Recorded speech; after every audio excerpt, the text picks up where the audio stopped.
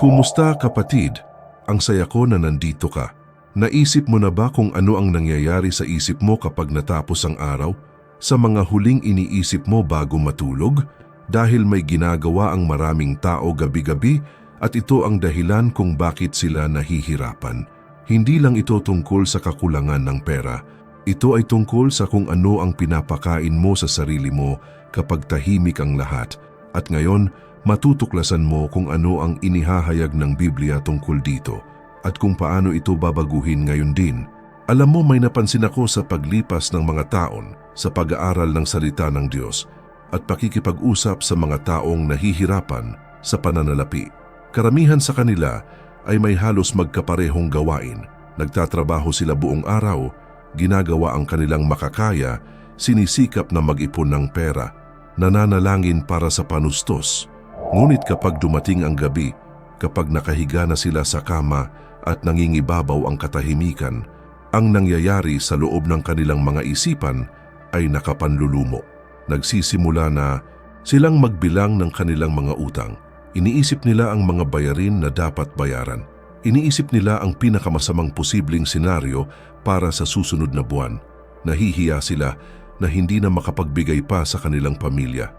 At natutulog sila ng mabigat ang puso, natatakot sa bukas at pakiramdam na hindi nagaganda ang mga bagay-bagay. Marahil ay alam mo ang pakiramdam na ito. Marahil ikaw mismo ang taong pumipikit gabi-gabi at umaasang ang bukas ay magiging katulad ng ngayon. Mahirap, nakaka-stress, nakakapagod.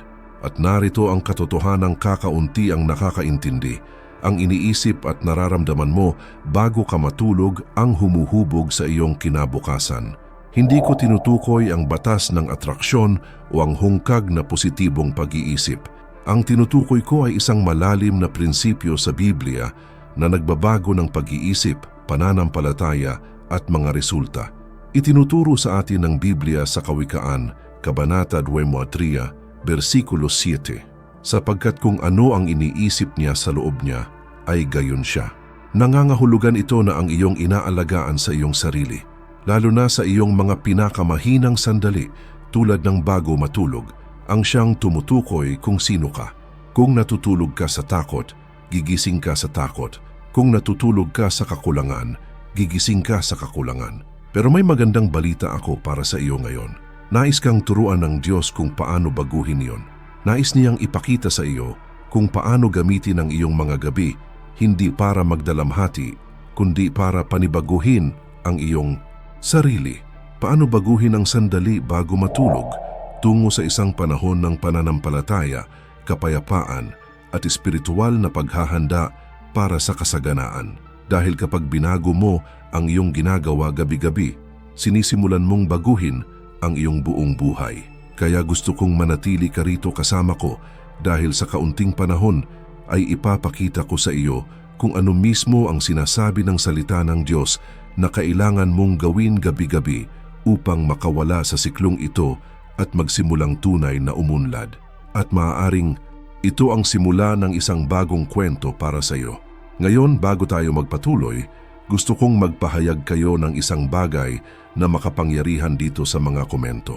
Sumulat ng ganito: binabago ko ang aking isipan gabi-gabi sa pamamagitan ng kapayapaan ng Diyos. Ipahayag ito dahil ang bawat salitang isinusulat mo rito ay nagpapalakas ng iyong pananampalataya at tumutulong sa akin na manalangin kasama ka. Kaya diretso na tayo sa punto. Ano ang itinuturo sa atin ng Biblia tungkol sa kung ano ang dapat nating gawin gabi-gabi? Ang sikreto ay nasa awit 4, versikulo 4. Kapag kayo'y nasa higaan, siyasatin ninyo ang inyong mga puso at tumahimik kayo. Revolusyonaryo ang talatang ito dahil ipinapakita nito na pinahahalagahan ng Diyos ang sandali bago matulog. Hindi ito nilayong maging oras ng pagdurusa, pag-aalala o kawalan ng pag-asa. Ito ay nilayong maging oras ng panloob na pagninilay, pagsuko at katahimikan sa harap niya. Dito ka pipili. Papakainin mo ba ng takot o papakainin mo ba ng pananampalataya? Karamihan sa mga taong nananatili sa kahirapan ay ginagawa ang eksaktong kabaligtaran. Ginagamit nila ang gabi upang mag-isip ng mga problema, magplano mula sa kawalan ng pag-asa at sisihin ang kanilang sarili sa mga nakaraang pagkakamali. At kapag paulit-ulit mo itong ginagawa gabi-gabi, pinoprograma mo ang iyong isip upang mamuhay sa kakapusan. Sinasabi mo sa iyong espiritu, walang paraan palabas. Hindi ito gaganda. Hindi ko na kaya. Ngunit ang salita ng Diyos ay tumatawag sa atin sa ibang bagay. Sinasabi sa Filipos Kabanata 4, versikulo 6, huwag kayong mabalisa tungkol sa anumang bagay, kundi sa bawat pagkakataon sa pamamagitan ng panalangin at pagsusumamo na may pasasalamat, iharap ninyo ang inyong mga kahilingan sa Diyos. Kasama rito ang sandali bago matulog. Sa halip na matulog ng may pagkabalisa, maaari mong isuko ang lahat sa Diyos sa pamamagitan ng panalangin. Sa halip na matulog nang iniisip ang iyong mga utang, maaari mo siyang pasalamatan sa mga nagawa na niya at magtiwala sa mga gagawin pa niya at marami pang iba. Ang mga kawikaan, Kabanata 13, mga talata 24 at 25 ay nangangako sa atin. Pagka ikaw ay humiga, hindi ka matatakot. Oo, ikaw ay hihiga at ang iyong tulog ay magiging matamis. Huwag kang matakot sa biglaang kakilabutan ni sa pagkawasak ng masama pagka ito'y dumarating. Nais ng Diyos na matulog ka ng payapa, hindi sa pag-aalala, hindi sa takot, sa kapayapaan. Ngayon, maaaring iniisip mo, pero paano ko ito gagawin sa pagsasagawa? Paano ko babaguhin ang nararamdaman ko gabi-gabi? At iyan mismo ang ituturo ko sa iyo sa susunod na mga minuto. Matututunan mo ang praktikal na hakbang-hakbang na proseso upang mailapat ang katotohanan ito mula sa Biblia sa iyong buhay. Dahil hindi sapat ang basta alam lang, kailangan mong magsanay. At kapag nagsimula kang magsanay, magbabago ang iyong isipan, lalago ang iyong pananampalataya, at lilitaw ang iyong mga resulta. Kaya huwag kang umalis ngayon. Manatili ka sa akin hanggang sa huli dahil bibigyan kita ng mga tunay, makabiblia at praktikal na kagamitan upang baguhin ang iyong mga gabi at kasabay nito, baguhin ang iyong buong pinansyal at emosyonal na buhay. Pero bago ko ipakita sa inyo ang sunod-sunod na proseso, kailangan ko munang magkwento ng isang kwento na lubos na aantig sa inyong puso. Ito ang kwento ni Josefina mula sa Pasig City. Nagtrabaho siya bilang tindera sa isang maliit na tindahan ng damit. Maaga siyang gumigising, gabi nang umuuwi, at nag-o-overtime tuwing kaya niya. Pero kahit na ganoon, hindi pa rin sapat ang pera. Pare-pareho lang ang pinagdadaanan buwan-buwan. Pagbabayad ng upa, pagbili ng pagkain, pagsisikap na makapag-ipon ng kaunti, ngunit lagi siyang may utang. At alam mo ba kung ano ang pinakamasamang oras ng araw para kay Josefina? Gabi. Kapag nakahiga siya, isinasaisip niya ang lahat ng utang niya. Magkano ang natitira para pambayad sa kuryente? Magkano pa ang kailangan niya para sa upa sa susunod na buwan? Magkano ang nagastos niya ng sobra sa isang bagay na hindi naman gaanong mahalaga? Nakakatulog siya ng umiiyak. Gigising siyang pagod na pagod, hindi lang sa pisikal, kundi pati na rin sa pag-iisip. Isang araw, napansin ng isang kaibigan mula sa simbahan ang kanyang ekspresyon at nagtanong, "Josefina, ayos ka lang ba?" At napahagulgol siya. Ikinuwento niya sa kanya ang lahat. Ang kaibigan, nang may lubos na kasimplehan, ay nagsabi ng isang bagay na nagpabago sa kanyang buhay. Kailangan mong itigil ang pag-aasikaso ng iyong mga bayarin. Natutulog ka na may bigat na tanging ang Diyos lamang ang makakapagpasan. Paulit-ulit na bumabagabag sa isip ni Josefina ang pariralang iyon. Nang gabing iyon, sa halip na balikan ang mga utang, binuksan niya ang Biblia at binasa ang mga awit, Kabanata 55, talata 22. Ihagis mo ang iyong pasanin sa Panginoon at aalalayan ka niya. Muli siyang umiyak, ngunit sa pagkakataong ito ay hindi na ito dahil sa kawalan ng pag-asa. Ito ay dahil sa pagsuko. Nanalangin siya, "Panginoon, hindi ko na kayang dalhin ito ng mag-isa. Isinusuko ko na ang lahat sa iyong mga kamay." At nagsimula si Josefina ng isang bagong gawi. Araw-araw bago matulog, nanalangin siya. Nagpasalamat para sa 3 bagay mula sa araw na iyon at ipinahayag, Ang Diyos ang may kontrol sa aking pananalapi. Noong una, tila kakaiba ito, ngunit unti-unti napagtanto niya na nagsimula siyang makatulog ng mas mahimbing. Nagising siyang mas magaan ang pakiramdam at may nagsimulang magbago rin sa kanyang realidad. Nagsimulang lumitaw ang mga oportunidad na hindi niya inaasahan. Maliit na pagtaas ng sweldo, ngunit isa na nakapagdulot ng malaking pagbabago. Isang kliyente na naging kaibigan at nagrekomenda sa kanya ng trabaho sa ibang tindahan na may mas magandang sweldo. Sa loob ng 6 na buwan, wala ng utang si Josefina. Sa loob ng 1 taon, nakapag-ipon siya ng maliit na ipon. Hindi ito mahika.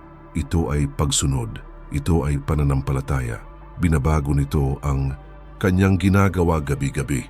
At alam mo ba ang sinabi sa akin ni Josefina nang isalaysay niya ang kwentong ito?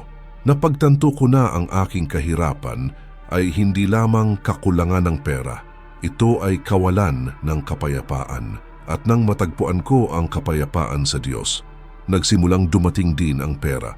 Kung naantig ka sa kwentong ito, isulat sa mga komento. Inilalagay ko ang aking mga alalahanin sa mga kamay ng Diyos. Iwanan ang pahayag na ito rito dahil ito ay may kapangyarihan. Ngayong nakita mo na ang nangyari kay Josephine, unawain natin ang prinsipyo sa likod nito. Ang panloob na kapayapaan ay hindi isang luho. Ito ay isang espiritual at praktikal na pangangailangan para sa sinumang nagnanais umunlad at nilinaw iyan ng Biblia. Sinabi ni Jesus sa Juan Kabanata 14 sa versikulo 27, "Ang kapayapaan ay iniiwan ko sa inyo. Ang aking kapayapaan ay ibinibigay ko sa inyo. Hindi ko ibinibigay sa inyo gaya ng ibinibigay ng sanglibutan. Huwag kayong mabagabag at huwag kayong matakot." Ang kapayapaang iniaalok ni Jesus ay hindi nakadepende sa mga pangyayari. Hindi ito nakadepende sa kung gaano karaming pera ang nasa iyong account. Nakadepende ito sa kung saan nakasalalay ang iyong tiwala. Kapag mahimbing kang natutulog, sinasabi mo, "Mas nagtitiwala ako sa Diyos kaysa sa mga problema ko." At binabago nito ang lahat dahil ang isang payapang isip ay mas nakakapag-isip ng mas maayos. Gumagawa ito ng mas matalinong mga desisyon. Nakikita nito ang mga pagkakataong hindi nakikita ng isang balisa na isip. Itinuturo rin sa atin ng Biblia sa Isaias Kabanata 26, versikulo 3, "Iyong iingatan sa ganap na kapayapaan ang mga taong matatag ang pag-iisip sapagkat sila'y nagtitiwala sa iyo." Ganap na kapayapaan. Hindi ito ang kawalan ng mga problema. Ito ang pagkakaroon ng tiwala. At kapag mayroon kang tiwala na iyon, hindi mo ibinababa ang iyong mga problema. Inilalapit mo ang Diyos sa iyo. Isipin mo ito sa ganitong paraan. Kung gugugulin mo ang buong araw sa pagtatrabaho, pagsisikap na umunlad. Ngunit gugugulin mo ang buong gabi sa pagsira ng iyong pananampalataya dahil sa pag-aalala, ikaw ay umiikot. Nagtatayo ka sa araw at sumisira sa gabi. Kaya naman kailangang magsimula ang pagbabago sa gabi. At tingnan mo, hindi ito tungkol sa pagbabaliwala sa mga problema. Ito ay tungkol sa paglalagay ng mga problema sa kanilang tamang lugar, sa mga kamay ng Diyos. Maaari kang magkaroon ng mga utang at matulog pa rin ng mapayapa dahil alam mong ang Diyos ay mas dakila kaysa sa anumang utang. Maaari kang magkaroon ng mga hamon at gumising pa rin ng may panibagong sigla dahil nagpahinga ka sa kanyang presensya. Nakatanggap ka lang ng isang makapangyarihang katotohanan mula sa Biblia na maaaring magpabago sa iyong mga gabi at sa iyong buhay pinansyal. Mag-iwan ng like dito bilang pagpapahayag ng pananampalataya. Ipinapakita na naniniwala ka rito. At mag-subscribe sa channel dahil bawat linggo ay may nilalaman na tulad nito. Ang salita ng Diyos ay inilalapat sa pagsasagawa upang matulungan kang umunlad ng may layunin. Kaya ano nga ba ang dapat mong gawin gabi-gabi? Paano mo ito isasagawa? Iyan ang ipapakita ko sa iyo ng detalyado ngayon. At mapagtatanto mo na mas simple ito kaysa sa iniisip mo, ngunit napakabisa. Talakayin natin kung ano talaga ang mahalaga, kung ano ang gagawin gabi-gabi upang baguhin ang iyong pag-iisip at buksan ang mga pinto patungo sa kasaganaan. Bibigyan kita ng 4 na praktikal at makabibliyang hakbang. Unang hakbang, maglaan ng 10 minuto bago matulog para makasama ang Diyos. Hindi ito kailangang maging mahaba o masalimuot na panalangin. Maaari itong maging simple. Magbasa ng awit, magbasa ng kawikaan. Hayaang pumasok sa iyong isipan ng salita bago matulog. Dahil ang iyong binabasa at iniisip bago matulog ay gumagana sa iyong subconscious buong gabi. Sinasabi sa awit 119, versikulo 105, ang iyong salita ay ilawan sa aking mga paa at liwanag sa aking landas. Hayaang tanglawan ng salita maging ang iyong mga panaginip. Ikalawang hakbang, isuko ang mga alalahanin sa maghapon sa panalangin. Sinasabi sa unang Pedro, Kabanata 5, talata 7, ipagkatiwala ninyo sa Kanya ang lahat ng inyong kabalisahan sapagkat siya'y nagmamalasakit sa inyo. Gawin itong isang ritual, gabi-gabi kausapin ng Diyos, Panginoon, inilalagay ko sa iyong mga kamay ang lahat ng aking ikinababahala ngayon. Ang mga bayarin, ang mga utang, ang mga pangamba. Nagtitiwala ako na ikaw ang magbibigay. At iwanan mo na lang, iyon, huwag mo nang bawiin pa. Ikatlong hakbang, magsanay ng pasasalamat bago matulog. Kahit na naging mahirap ang araw na ito, humanap ka ng 3 bagay na dapat ipagpasalamat. Itinuturo sa atin ng unang Tesalonica, Kabanata 5, talata 18. Magpasalamat kayo sa lahat ng pagkakataon, sapagkat ito ang kalooban ng Diyos para sa inyo kay Kristo Jesus. Binabago ng pasasalamat ang pananaw mo sa buhay. Kapag nagpapasalamat ka, kinikilala mo na ang Diyos ay gumagawa na at pinapalakas nito ang iyong pananampalataya. Ika-4 na hakbang, ipahayag ang mga katotohanan sa Biblia tungkol sa kasaganaan. Hindi ito mga walang kabuluhang pahayag. Ito ay mga pangako mula sa salita. Halimbawa, ang Panginoon ang aking pastol, hindi ako magkukulang. Awit 23:1. O, ibibigay ng aking Diyos ang lahat ng iyong pangangailangan. Filipos 4:19. Ipahayag ito ng malakas o sa katahimikan ng iyong puso. Iniaayon mo ang iyong isipan sa katotohanan ng Diyos. Napag-uusapan natin yan, may mahalagang bagay akong sasabihin sa inyo. Maraming tao ang nakakaalam na kailangan nilang baguhin ang kanilang pag-iisip, ngunit hindi nila alam kung saan magsisimula sa praktikal at objetibong paraan. Dahil dito, naghanda ako ng isang espesyal na mapagkukunan na tinatawag na baguhin ang iyong pag-iisip at paramihin ang iyong pananalapi ng mabilis. Ituturo sa iyo ng gabay na ito, hindi lamang ang tungkol sa pag-iisip, kundi pati na rin ang mga praktikal na aksyon at totoong estratehiya na ginagamit ng mga ordinaryong tao upang malampasan ang kakapusan at bumuo ng katatagan sa pananalapi sa tulong ng Diyos. Hindi ito isang mahiwagang pangako, ito ay karunungan mula sa Biblia na inilapat ng matalino. Kung handa ka ng gumawa ng mas malaking hakbang para sa tunay na pagbabago, pumunta sa unang nakapin na komento sa ibaba ng video na ito at i-download ang material habang available pa ito. Dahil ang bawat araw na lumilipas ng walang pagbabago ay isa na namang araw sa parehong lugar. At higit, pariyan ang nararapat sa iyo. Balikan natin ang ating pinag-usapan. Kapag isinasagawa mo ang 4 na hakbang na ito gabi-gabi, may isang makapangyarihang nangyayari. Ang iyong isipan ay magsisimulang kumilos pabor sa kasaganaan, hindi laban dito. At pinararangalan ng Diyos ang iyong pagsunod. Kaya ano nga ba ang mangyayari kapag sinimulan mo itong gawin gabi-gabi? Ipapaliwanag ko ito sa iyo mula sa espiritual at praktikal na pananaw. Sa espiritual na aspeto, pinararangalan mo ang Diyos sa huling bagay na ginagawa mo sa araw. Sinasabi mo, Panginoon, tinatapos ko ang aking araw sa iyo at nagtitiwala ako na aalagaan mo ako habang ako'y natutulog. At ipinapakita sa atin ng Biblia na kumikilos ang Diyos habang natutulog. Sinasabi sa awit 127:2, sapagkat siya ang naglalaan para sa kanyang mga minamahal habang sila'y natutulog. Hindi ka panipaniwala iyan. Habang nagpapahinga ka, gumagawa ang Diyos. Sa mentalidad, nireprograma mo ang iyong isip upang mag-isip ng mga solusyon, hindi ng mga problema. Napatunayan na ng agham na ang mga huling pag-iisip bago matulog ay nakaka-impluwensya sa subconscious. Kapag natutulog ka na may salita, gigising ka ng may kalinawan. Kapag natutulog ka ng may pasasalamat, gigising ka na may pag-asa. Kapag natutulog ka na may tiwala, gigising ka na may lakas ng loob na kumilos. Sa emosyonal na aspeto, pinalalaya mo ang iyong sarili mula sa bigat ng pagkabalisa. At iyan ang tunay na kalayaan. Dahil hindi lang ito tungkol sa pagkakaroon ng pera, ito ay tungkol sa pagkakaroon ng kapayapaan habang ikaw ay nagtatayo. Ito ay tungkol sa hindi pagkakasakit ng pag-aalala sa landas tungo sa kasaganaan.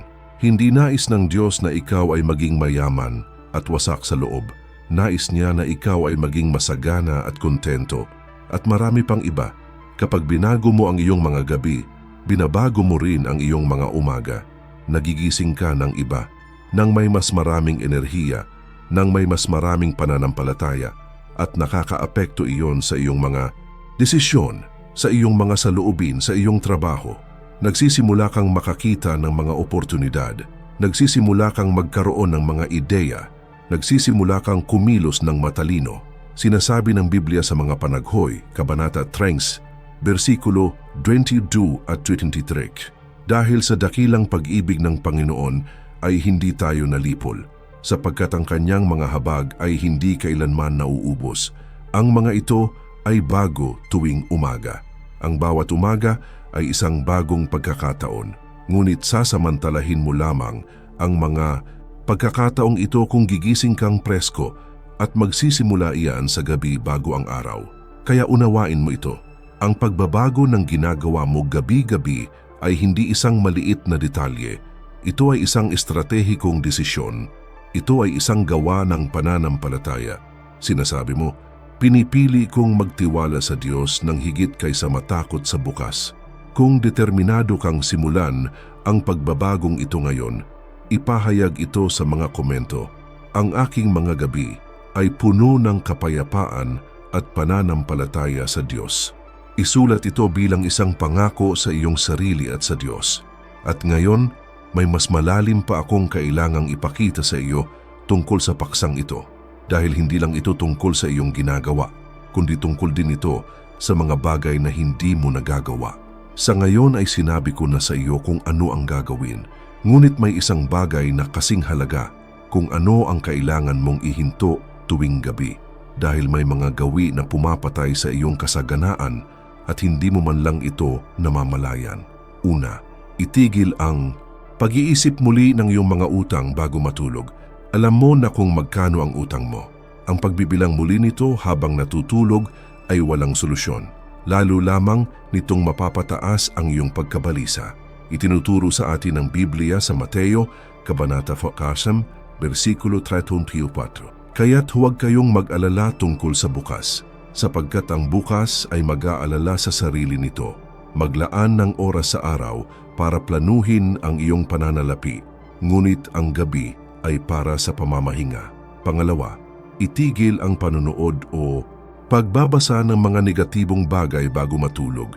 Masamang balita, mga pagtatalo sa social media, mga video ng mga trahedya, lahat ng ito ay pumapasok sa iyong isipan at nagpaparumi sa iyong pagtulog.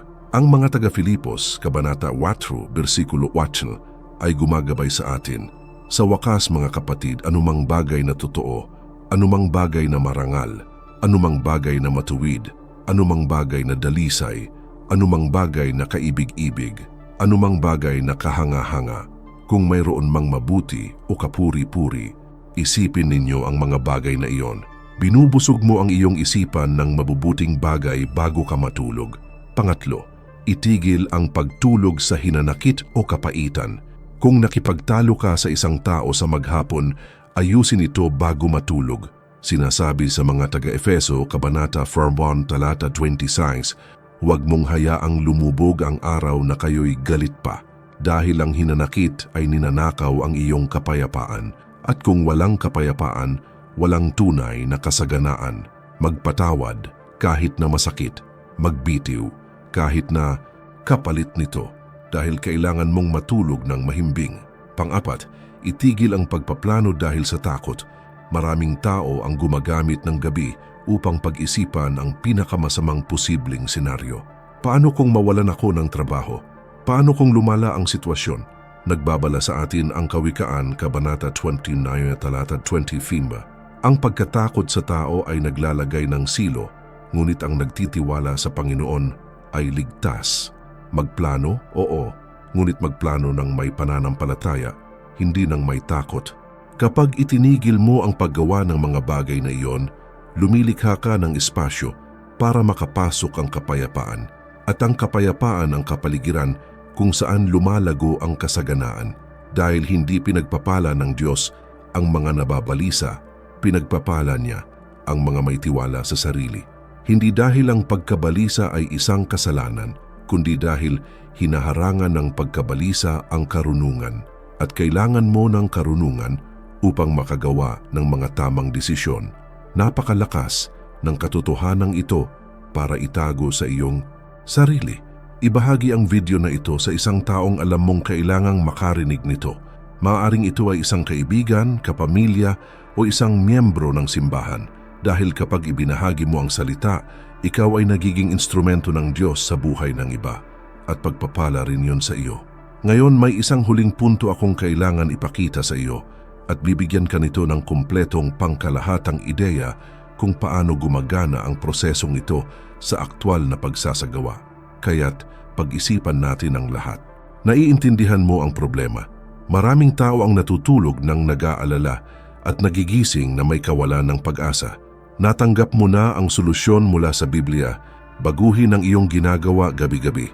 Panalangin, pasasalamat, ang salita ng Diyos, deklarasyon. At natutunan mo na ang kailangan mong itigil, pagre-repaso ng mga utang, pagpapakain ng negativity, pagtulog ng may sama ng loob, pagpaplano ng may takot. Ngayon, gusto kong ipakita sa inyo kung paano nauugnay ang lahat ng ito sa tunay na kasaganaan sa pananalapi. Dahil hindi lamang ito tungkol sa pag-iisip ng positibo, ito ay tungkol sa pag-ayon ng iyong isip, iyong espiritu at iyong mga kilos sa mga prinsipyo ng Diyos. Kapag mahimbing kang natutulog, gigising ka ng may kalinawan ng isipan.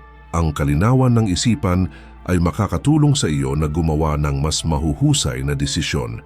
Ang mas mahuhusay na desisyon ay humahantong sa mas mahuhusay na resulta. Ganun lang kasimple. Sinasabi sa Kawikaan, Kabanata 16, talata 3, ipagkatiwala mo sa Panginoon ang lahat ng iyong ginagawa at ang iyong mga plano ay magtatagumpay. Kasama sa pangako ang mga gabi. Kapag isinusuko mo ang iyong mga alalahanin sa Diyos gabi-gabi, nagsasagawa ka ng pananampalataya. At ang pananampalataya ay nakapagpapalipat ng mga bundok, kabilang na ang mga bundok ng utang. Mateo Kabanata 17, versikulo 20. Kung mayroon kayong pananampalatayang kasing liit ng butil ng mustasa, masasabi ninyo sa bundok na ito, lumipat ka mula rito hanggang doon at ito ay lilipat. Lumalago ang iyong pananampalataya kapag nagsasagawa ka ng tiwala araw-araw. Kapag nagsasagawa ka ng pasasalamat bago matulog, binabago mo ang iyong pananaw mula sa kakulangan patungo sa kasaganaan. Tumitigil ka sa pagtutuon sa kung ano ang kulang sa iyo at nagsisimula kang makita kung ano ang mayroon ka na. At ito ay umaakit ng mas maraming pagpapala dahil pinagpapala ng Diyos ang mga kumikilala sa mga pagpapala. Lucas, Kabanata 6, versikulo 38. Magbigay kayo at kayo'y bibigyan. Ang isang mabuting takal, siksik, liglig at umaapaw ay ibubuhos sa inyong kandungan. At kapag ipinapahayag mo ang mga katotohanan sa Biblia, binabago mo ang iyong isipan. Mga taga-Roma, Kabanata 12, versikulo 2. Huwag kayong umayon sa takbo ng mundong ito, kundi magbago kayo sa pamamagitan ng pagbabago ng inyong isipan. Ang iyong bibig ay may kapangyarihan. Ang iyong mga salita ay lumilikha ng realidad. Kaya nga sinasabi ng Biblia sa mga Kawikaan, Kabanata 18, versikulo 21, ang kamatayan at buhay ay nasa kapangyarihan ng dila. Kaya nakikita mo, hindi ito mistisismo, ito ay pagsunod, ito ay karunungan, ito ay ang pakikipagtulungan mo sa nais gawin ng Diyos sa iyong buhay, nais kanyang paunlarin, ngunit inaasahan niyang ihahanda mo ang pundasyon. At ang pundasyon ay ang iyong isip, ang iyong puso, ang iyong pananampalataya. At para lang ipaalala sa iyo, ang material na nabanggit ko dati, baguhin ang iyong pag-iisip at mabilis na paramihin ang iyong pananalapi ay makukuha pa rin. Kung gusto mo ng mas kumpletong gabay na sunod-sunod para mailapat ang lahat ng ito sa praktikal na paraan, kasama ang mga pagsasanay at totoong estratehiya, pumunta sa unang nakapin na komento at i-download ito ngayon. Dahil ang kaalamang walang aplikasyon ay hindi magbubunga ng pagbabago at ang gabay na ito ay tutulong sa iyo na maisagawa ang lahat. Ngayon, may kailangan akong sabihin sa iyo na hindi namamalayan ng maraming tao. Ang pagtulog mismo ay isang biyaya mula sa Diyos. At kapag hindi ka nakatulog ng maayos, nawawala mo ang isa sa pinakamakapangyarihang kasangkapan para sa pagpapanumbalik na ibinigay sa iyo ng Diyos. Lubos na pinahahalagahan ng Biblia ang pagtulog. Hindi nagkataon lamang na sa Ecclesiastes Kabanata 5 talata 12 ay nakasulat, "Matamis ang tulog ng manggagawa." Nilikha ng Diyos ang tulog hindi lamang upang magpahinga ang katawan, kundi upang ibalik ang kaluluwa. Sa panahon ng pagtulog, ang iyong katawan ay nagbabagong buhay, ang iyong isip ay nagpoproseso ng impormasyon, at ang iyong espiritu ay nababago. Pero alam mo ba kung ano ang mangyayari kapag hindi ka makatulog ng maayos dahil sa mga alalahanin sa pananalapi? Gigising kang pagod, walang enerhiya, walang kalinawan sa pagtatrabaho ng maayos, at pagkatapos ay magkakamali ka. Nawawalan ka ng mga pagkakataon, hindi ka makapag-concentrate, at direktang nakakaapekto iyon sa iyong kakayahang umunlad. Ang mga kawikaan, Kabanata 6, mga talata 10 at 11 ay nagbabala sa atin. Kaunting tulog, kaunting idlip, kaunting paghahalukip-kip ng mga kamay upang magpahinga, at ang karalitaan ay darating sa iyo. Ngunit ang talatang ito ay hindi humahatol sa pagtulog, ito ay humahatol sa katamaran. Dahil may pagkakaiba ang pahinga at kapabayaan. Ang tunay na pahinga ay yaong naghahanda sa iyo upang magtrabaho ng mas mahusay sa susunod na araw. Ito ay ang pagtulog ng mapayapa dahil alam mong ginawa mo ang iyong bahagi at ipinagkatiwala mo ang iba sa Diyos. Ipinapakita sa Marcos Kabanata 4 talata 38 no si Jesus na natutulog ng mapayapa sa bangka habang may bagyo. Natulog siya dahil nagtiwala siya sa Ama kahit sa gitna ng kaguluhan, at kailangan mo ring matutunan ito. Ang matulog ng mapayapa kahit na may mga bayarin na kailangang bayaran. Ang matulog ng may kumpiyansa kahit na may mga hamon sa hinaharap. Dahil ang mapayapang pagtulog ay makahulang, ipinapahayag mo na ang Diyos ang may kontrol. Bukod pa rito, kapag natutulog ka ng mahimbing, ang iyong katawan ay nakakagawa ng tamang mga hormone. Mas mahusay na gumagana ang iyong isip. Mas marami kang malikhain, mas maraming enerhiya, at mas maraming karunungan upang malutas ang mga problema. Pinatutunayan ng agham ang palaging itinuturo ng Biblia. Ang pahinga ay mahalaga para sa produktibidad, kaya unawain mo ito. Ang pag-aalaga sa iyong pagtulog ay hindi isang luho, kundi pagsunod. Ito ay ang paggalang mo sa katawang ibinigay sa iyo ng Diyos. Sinasabi sa unang Korinto, Kabanata 6, versikulo 19, "Hindi ba ninyo alam na ang inyong katawan ay templo ng banal na Espiritu? Kung ito ay isang templo, kailangan itong pangalagaan, at kasama rito ang mahimbing na pagtulog." Ngayon, may isa pa akong gustong ipakita sa iyo, dahil hindi lang ito tungkol sa gabi, kundi tungkol sa kung paano mo sisimulan ang susunod na araw, at binabago nito ang lahat. At narito ang huling katotohanan na kukumpleto sa lahat ng iyong natutunan. Ang iyong mga umaga ay direktang refleksyon ng iyong mga gabi. Kung gusto mo ng masaganang umaga, kailangan mo ng mapayapang mga gabi. Ito ay isang siklo, isipin mo. Kapag mahimbing kang natutulog, nagtitiwala sa Diyos, gigising kang presko. At ano ang sinasabi ng Biblia tungkol sa mga umaga? Awit 35, "Ang pag-iyak ay magtatagal sa magdamag, ngunit ang kagalakan ay dumarating sa umaga." Ang bawat umaga ay isang bagong pagkakataon mula sa Diyos. Ngunit sasamantalahin mo lamang ang pagkakataong ito kung gigising kang maayos. Kapag nagising kang relax na may preskong isipan, mas malinaw mong maririnig ang tinig ng Diyos. Makikita mo ang mga pintong binubuksan niya. Maaari kang magkaroon ng mga ideya, makagawa ng matalinong mga desisyon at kumilos ng may pananampalataya. Ngunit kapag nagising kang pagod, balisa at nag-iisip na ng mga problema, nawawala ang lahat ng iyon sa iyo. May ugali si Jesus na gumising ng maaga para manalangin. Marcos Kabanata 1, talata 35. Maagang maaga pa nang magbukang liwayway, habang madilim pa, si Jesus ay bumangon, lumabas ng bahay at pumunta sa isang ilang na lugar kung saan siya ay nanalangin. Alam niya na ang umaga ay estratehiko. Ito ang panahon kung kailan mo itatakda ang tono para sa buong araw. Kaya narito ang kumpletong siklo. Tinatapos mo ang araw kasama ang Diyos. Mahimbing kang natutulog, gigising kang presko. Sinisimulan mo ang araw kasama ang Diyos. At pagkatapos ay handa ka ng umunlad dahil ang kasaganaan ay hindi swerte, kundi espiritual, mental at emosyonal na paghahanda. At may isang makapangyarihang bagay na mangyayari kapag nabuhay mo ang siklong ito ng ilang linggo, buwan. Magsisimula kang makakita ng mga padron na pagtatanto mo na dumarami ang mga oportunidad, na nakakagawa ka ng mas magagandang desisyon, na mas nagtitiwala sa iyo ang mga tao, na binubuksan ng Diyos ang mga pintong hindi mo man lang hiniling. Tinitiyak sa atin ng Kawikaan Kabanata 10, versikulo 22, ang pagpapala ng Panginoon ay nagdadala ng kayamanan at hindi niya ito dinadagdagan ng kalungkutan. Kapag ikaw ay umunlad sa paraan ng Diyos na may kapayapaan, karunungan at pananampalataya, hindi ka magkakasakit dahil sa stress. Hindi mo mawawala ang iyong pamilya sa daan. Hindi mo masisira ang iyong kalusugan. Lubos kang uunlad at iyan ang gusto ng Diyos para sa iyo. Hindi lang niya nais na maging mayaman ka. Nais niya na maging kontento ka. Mayaman sa kapayapaan, mayaman sa kalusugan, mayaman sa mga relasyon, mayaman sa layunin. At nagsisimula iyan sa isang simpleng desisyon, baguhin ang iyong ginagawa gabi-gabi.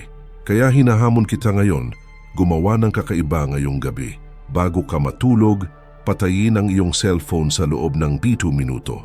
Basahin ang salita ng Diyos, manalangin, magpasalamat, ipahayag ang iyong pananampalataya, isuko ang lahat sa mga kamay ng Diyos, at matulog ng mapayapa. Bukas, gumising at magpasalamat para sa bagong araw, magsimula sa panalangin at mamuhay ng may pananampalataya. Kung gagawin mo ito sa loob ng 30 araw, ikaw ay magiging ibang tao. Magiging iba ang iyong isipan, magiging mas balanse ang iyong mga emosyon at magsisimulang lumitaw ang iyong mga resulta. Hindi dahil ito ay mahika, kundi dahil nakikipagtulungan ka sa mga prinsipyo ng Diyos. At kapag nakikipagtulungan ka sa Diyos, pinauunlad ka niya. Kaya mga kapatid, narating na natin ang dulo ng bidyong ito. Ngunit hindi pa ito ang katapusan. Ito ay isang simula. Dahil ngayon ay may alam ka ng isang bagay na hindi kailanman mauunawaan ng karamihan. Ang kasaganaan ay nagsisimula sa gabi. Nagsisimula ito sa katahimikan, sa pagsuko, sa pagtitiwala. Nakita mo na maraming tao ang nananatiling naghihirap, hindi dahil hindi sila nagtatrabaho, hindi dahil hindi sila nagsisikap, kundi dahil sa maling paraan ng kanilang pagtulog. Natutulog sila na may dalang mga pasanin na hindi sa kanila. Natutulog sila na pinapakain ng takot sa halip na pananampalataya, at sinisira nito ang lahat ng kanilang itinayo sa maghapon. Ngunit ngayon ay mayroon kang pagpipilian. Maaari mong ipagpatuloy ang ginagawa mo noon at patuloy na makuha ang parehong mga resulta. O maaari kang magdesisyon ngayon na mula ngayon ay magiging iba ang iyong mga gabi, na gagamitin mo ang mga gabi upang panibaguhin ang iyong sarili, upang magpahinga sa Diyos, upang magtiwala. At ipinapangako ko sa iyo, batay sa salita, kapag binago mo ang iyong mga gabi, babaguhin ng Diyos ang iyong mga araw. Magigising ka ng iba, mag-isip ng iba, kumilos ng iba, at lilitaw ang mga resulta. Hindi dahil karapat-dapat ka rito, kundi dahil sumunod ka, dahil nagtiwala ka, dahil sumuko ka. Kaya ngayon, bago ka matulog, magsimula ka, magbasa ng salmo, manalangin, magpasalamat, ipahayag ang iyong pagmamahal, sumuko, at matulog ng mapayapa. Hayaang gumawa ang Diyos habang ikaw ay nagpapahinga dahil siya ay tapat. Hindi siya kailanman nabibigo at siya ay naghahanda na ng isang bagong bagay para sa iyo. Kung napalakas ka ng mensaheng ito, mag-iwan ng like dito upang parangalan ang salitang natanggap mo at mag-subscribe sa channel sa pamamagitan ng pag-activate ng bell dahil bawat linggo ay may mga bagong nilalaman tulad nito. Praktikal, biblikal, totoo upang matulungan kang umunlad ng may layunin at kapayapaan. At hindi ito natatapos doon, ipagpatuloy ang paglulubog na ito sa kaalaman sa Biblia tungkol sa kasaganaan. Ang susunod na video na lilitaw sa screen ay magdadala ng isa pang makapangyarihang paghahayag na pupuno sa lahat ng iyong natutunan. Huwag mong ihinto ang paglalakbay na ito ngayon. I-click at magpatuloy. Ang iyong espiritual at pinansyal na paglago ay nakasalalay sa iyong patuloy na pag-aaral. Pagpalain ka nawa ng Diyos, kapatid. At tandaan, ang iyong mga gabi ang siyang humuhubog sa iyong mga araw. Baguhin ang iyong mga gabi, baguhin ang iyong buhay, naway sumaiyo ang kapayapaan ng Panginoon.